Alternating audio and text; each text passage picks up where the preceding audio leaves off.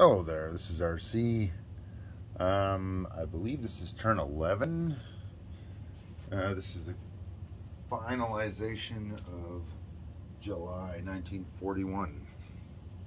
And I'm just going to do my end of turn overview. So there's a few things that may not be exactly correct, but I've been following everybody's turns, so I'm fairly certain I got it right. And we'll see what happens. All right. So let's start off with this side of the map, since all my little charts are at the other end, and we'll deal with those last. All right. So as you can see, the United States has a bunch of factories, and that's it in the homeland.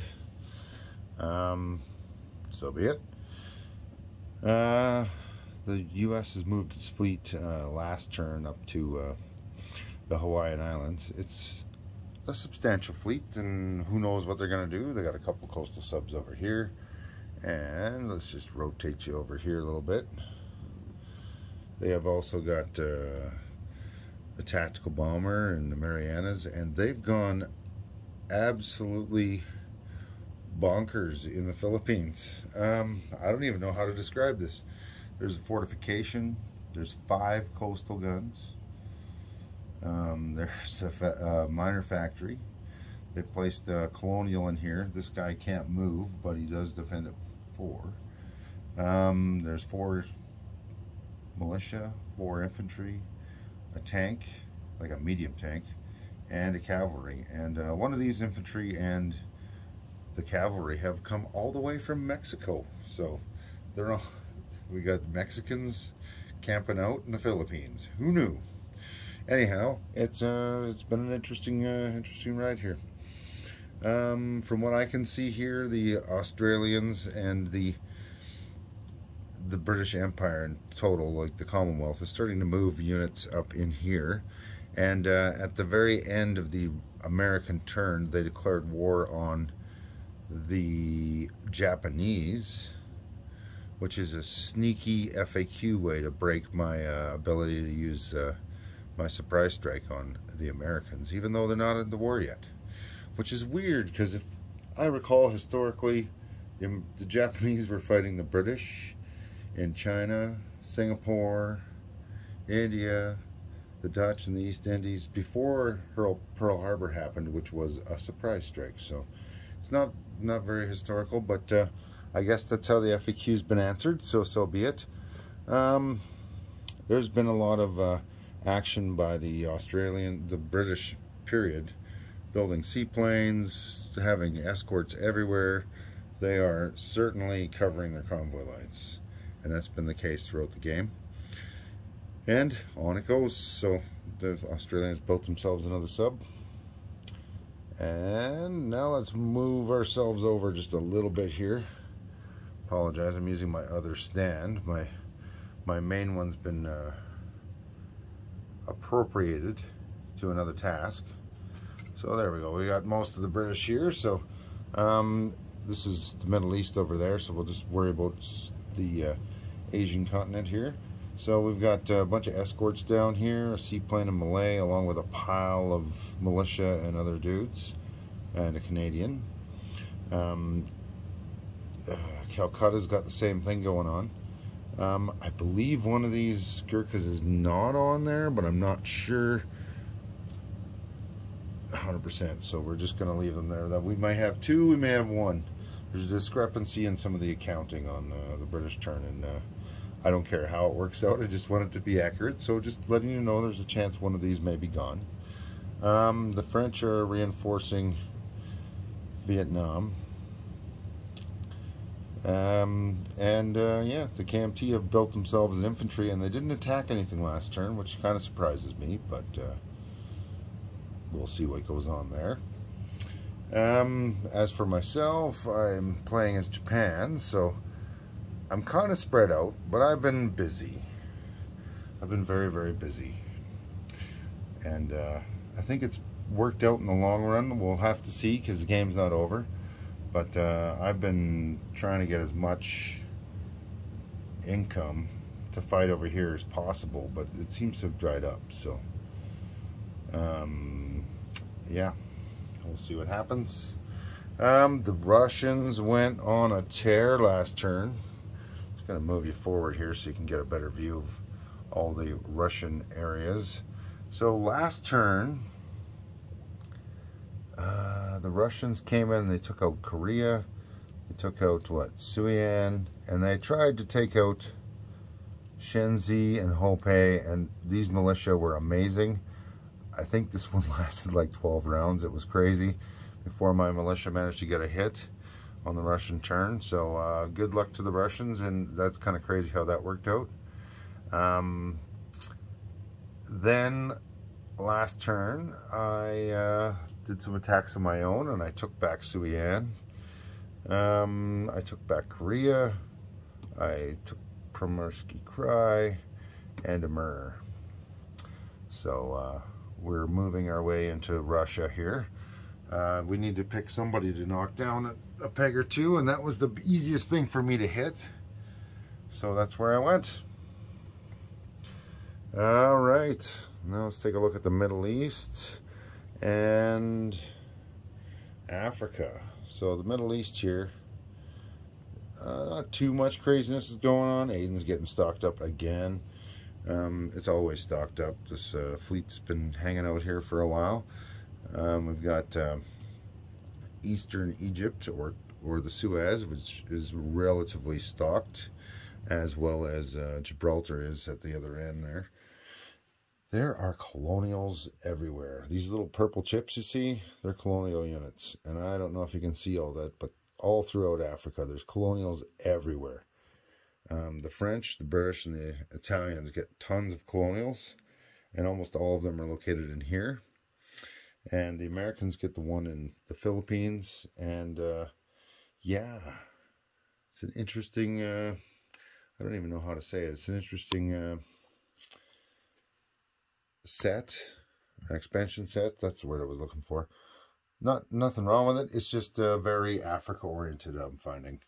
So if you're an African player, a player in Africa, like the Italians, the French, or the British, you're going to be very busy with this set. All right, Turkey is still neutral. We've been seeing some troop movements within Turkey, but that's normal when you take over something that's been just sitting there. So be it. The Russians did finish off a factory on the border with Turkey, which is interesting, and built a couple of advanced mechs down there. So we'll see what all happens. I'm trying to think of what else is going on here. The Italians did, while I'm in the Mediterranean, let's hit the Italians up. They did plant a couple more battleships and a transport in here. This fleet's turning into a mess. Just to run over it, we got 3 battleships and 2 transports in that mess there.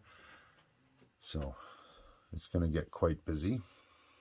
The British did get convoyed for 5 by the Germans, but they lost the sub. And, oh, I forgot to show you. The little German sub that could on this side here finally got eliminated by this destroyer down here. I'm going to try to go in and make a kill. And every other round it's been rolling convoy attacks, and it's been doing really good. All right, so we've got more fleet starting from here, working our way up for the British and the Americans. Lots of it on escort duty. The Americans are still sitting with the initial setup of units. However, they did move forward their starting battleship. And I believe it was this turn, but it might have been last turn. We had the Battle of 1941 between Ecuador and Peru. And I'm not sure exactly how that was supposed to work out. But it did work out in the favor that Peru took out Ecuador without losing a unit. The Germans bought a mountain infantry, and the Ecuadorians were given a fighter by the Americans, and they didn't get a hit. Not one. So yeah, this is how we sit, and the Brazilians have been rearranged. So we shall see what happens. Once America and Germany go to war, these purple will become activated as German, and the lime green will become activated as American, including the income. So that's 2 for the Germans and 6 for the Americans. All right, let's move on to over here. The British did come in and do an attack here on Aquitaine. Let's just zoom in a little bit and give you a better view. So they did come in with, what is that, 3 infantry, a colonial, the Devil's Brigade, anti-aircraft gun, artillery, and airborne. The Germans do have 4 infantry and 4 artillery in range, plus a tank, and potentially up to 3 planes, maybe more. I'm not sure exactly on their ranges, but it could be rather interesting in here. And they've also built another transport, so they now have 4 transports in here to keep the pressure on the Germans. We'll see how that succeeds or not. What else do we got going on here? The French sub that could, way up there in the Baltic Sea, did convoy the Germans for $3. So we'll see how that goes. The Germans completed that destroyer and battleship, if I recall correctly. And they did repel out of Normandy a British unit that was there last turn. All right, Russia did some stuff here. Now, I cannot recall exactly because it's been a while. I'm just going to scroll you over Russia a little bit first. So they got a few units on that side. Last turn, all these militia were on the way towards Moscow. And then we got down here a stack of 5 militia and 4 militia. They've all been kind of moving up towards the front where the Germans are. And Moscow gets stacked up quite a bit. So there's I think there's like 12 militia in there, 3 tank destroyers, a couple of AA guns, and a couple of dudes. And then Russia did take out Western Russia, which was German controlled last turn. And that was units that came out of Kursk and Eastern Ukraine here. So we'll see what goes on. The Germans took Kiev from the Russians last turn as well. So we shall see how this all transpires, because it's still early enough in the game. This was the 1941 second turn, so it's the it's the Pearl Harbor turn. So it's not too early or too late for anything. I think that's about it for what's all going on over here. So the Allies really don't have anything else left on the build chart, but the British don't really need a lot of Navy. And now let's look at some tech. And there you go, good enough. So we're just gonna, I'm losing my Anzac sheets there. So we'll just run through some tech here. Advanced artillery, Germans started and Russians completed. Mechs, Germans are 1 away and the Russians have it. Heavy armor, Russians are the only one on the board at 2. Jets, we've got Germans at 2 and our stage 2, and the Americans at complete. Heavy bombers, we've got the Germans in stage, or the Russians in stage 2. Then we've got Germans and Americans in stage 3. Nobody's got it completed. Long-range aircraft, we've got the Japanese, Russians, and French tied in stage 2. The Italians are in stage 3, and the British, Americans, and Germans have it completed. Advanced subs, the Americans and the Germans are started that one. Advanced anti-submarine warfare, the British have started that. The Russians started strategic rockets, and the Americans are at stage 2. Germany has radar. Nobody else is even on the board for that. Wartime economy, I think everybody's in here. I finally managed to catch up to the French this turn. The Americans are 1 ahead of me. The British, Russians, and Germans all have it. Improved factories, we've got the Russians at stage 2, Americans at 3, and then the British and the Germans complete. Now when it comes to improved construction, we've got the British and the Russians at stage 2. And then with completion, we've got the Americans, the Italians, the Germans, and the Japanese. And that, I believe, is all the tech. There's a slim chance that somebody's got something different And if somebody's got something different, we'll take a peek at what they got and we'll adjust accordingly. All right, now I'm going to just move this over. I got to walk around my table though, so.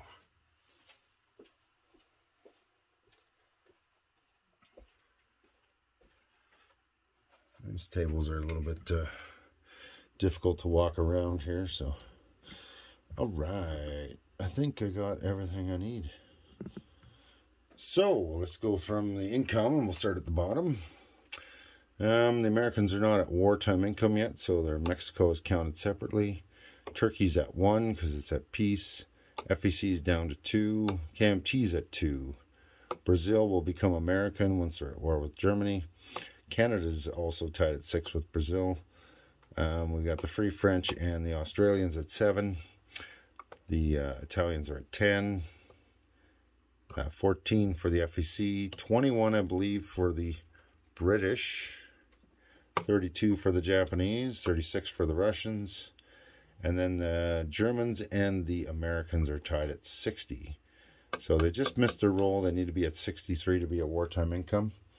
And there's no point in me attacking them now since my surprise strike's been eliminated. So they're definitely out of the war for an extra turn. I'm not going to give them the ability to start the next turn at war, so they won't be able to, you know, we'll just see what they do. I could attack them, but why? I don't know yet. My Japanese turn hasn't rolled around. So let me just confirm here. We're on 1, 2, 3, 4. We're on the 11th turn. I can just use this, eh? And now we're in January 1942. So we're going to start 42 and turn 12. And that's a general overview of this turn. I'm sure there's a bunch of stuff I missed. It's been a pretty busy turn. We've had some corrections and adjustments and changes and all sorts of stuff going on in this game. So, yeah. It is what it is. Anyway. Hopefully you guys are enjoying yourselves, and this will complete my turn 11 overview, and I'll see you guys for Japan's turn 12.3.